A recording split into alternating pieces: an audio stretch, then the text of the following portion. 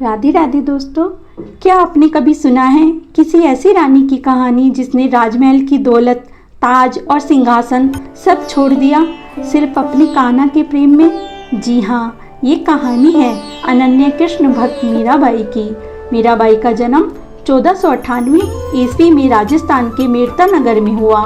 बचपन से ही वे भगवान कृष्ण के प्रेम में डूबी रहती थी।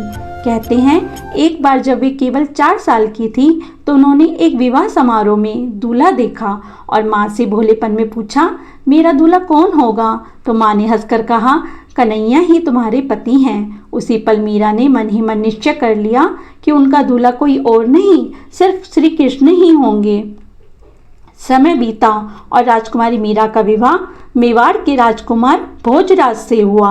भोजराज वीर और धर्मनिष्ठ थे।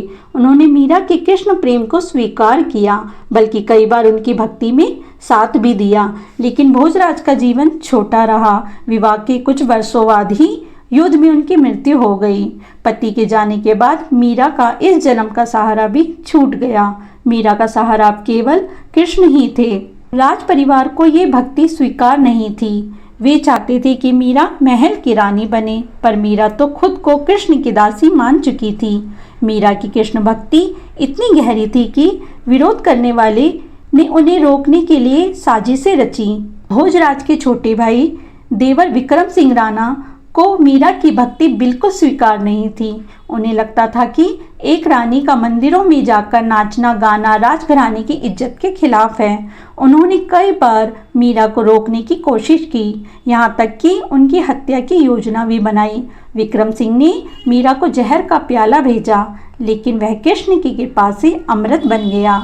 एक बार फूलों की माला में जहरीला सांप छुपा कर भेजा गया, पर उसका भी उन पर कोई असर नहीं। ये सब देखकर लोग दंग रह जाते, लेकिन मीरा हंसकर कहती, ये सब मेरे कान्हा की लीला है। मीरा राजमहल की शोभा छोड़कर गांव-गांव भजन गाने लगी। वह मंदिरों में जाकर गाती, मेरे तो गिरधर गोपाल दूसरों ना कोई, पायो जी पायो मैंने तो राम रतन धन पायो। जनता उन्हें देवी मानकर पूजने लगी, पर राज परिवार को यह सब और असहनीय हो गया। उन्होंने मीरा को महल से निकाल दिया। मीरा अब पूरी तरह से भक्ति के मार्ग पर चल पड़ी। वे वृंदावन गई, फिर द्वारका पहुंची। कृष्ण भक्ति में डूबी मीरा हर जगह अपने भजन गाती और लोग मंत्रमुग्ध होकर उन्हें सुनते। कहते हैं उनकी वाणी से निकले भजन सीधे हृदय को छू लेते थे। मीरा द्वारका पहुंची। वहां श्री कृष्ण के मंदिर में उन्होंने प्रार्थना की कि प्रभु अब मुझे अपने चरणों में स्थान दीजिए। कहते हैं मंदिर के द्वार अपने आप खुल गए। मीरा अंदर गईं और सबकी आंखों के सामने कृष्ण की मूर्ति में विलीन हो गईं। उनका शरीर गायब हो गया। बस मंदिर में बांसुरी की मधुर ध्वनि गूंजती रही। मीरा और कृष्ण एक हो गए। यही था उनका मोक्ष। मीराबाई की कथा हमें सिखाती है कि सच्ची भक्ति और प्रेम के आगे कोई शक्ति टिक नहीं सकती।